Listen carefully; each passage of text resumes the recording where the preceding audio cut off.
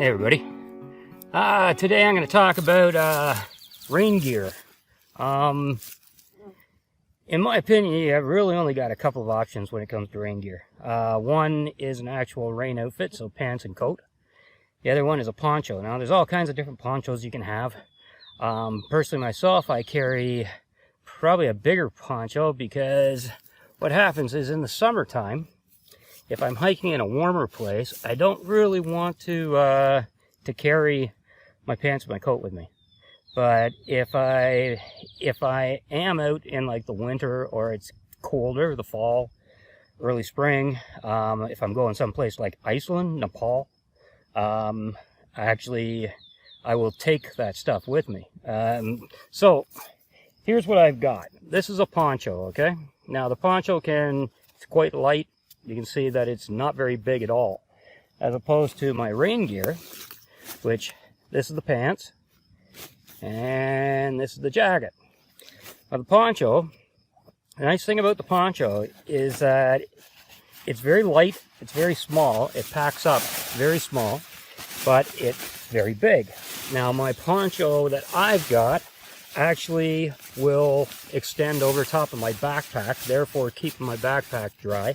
And it also clips up along the sides so that my arms are outside, but the rest of me is not. So when the wind hits me and stuff, it doesn't actually blow out, and so on and so forth. And of course, it's got a hood on it as well. It's extremely light, very, very easy to pack, very small. Now, as you saw, these are heavier to carry.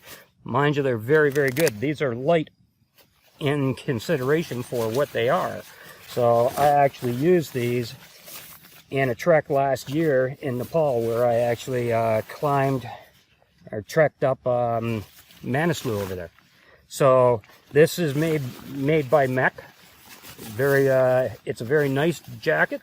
It really held up well for me, and it was great over there. It also gives you an extra layer of warmth.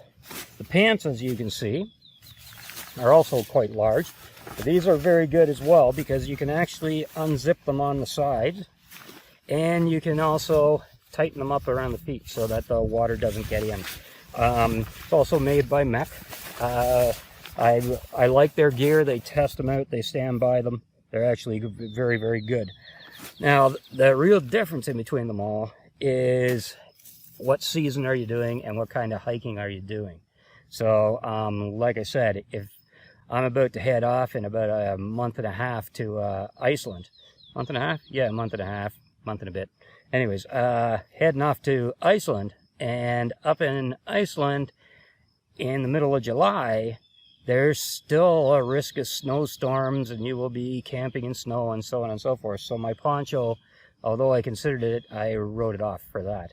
But currently, right now, as I'm talking to you, I'm on the Bruce Trail in southern Ontario, where it's quite warm.